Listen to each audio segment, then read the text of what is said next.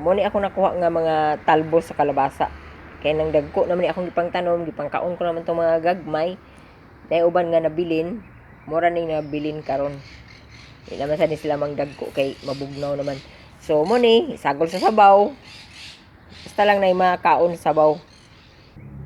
Napo ko nini gamay dahon sa atsal, nangahurot na po ako pangkuha ginagmay, napo nanubo nga kuan, kanon na po ng dahon or pasagdan ko lang na siya.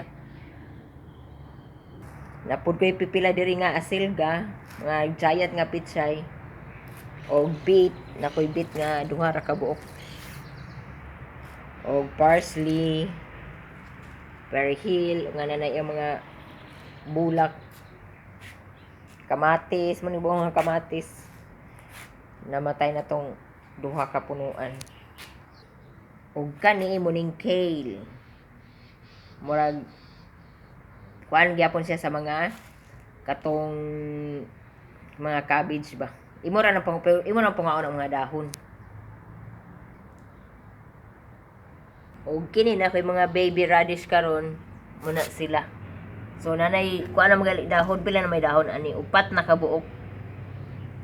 So ako na silang pangkaon kung kada kaon mo kag unom na pulo. Mura na akong pangkanon-kanon among pangkanon diri.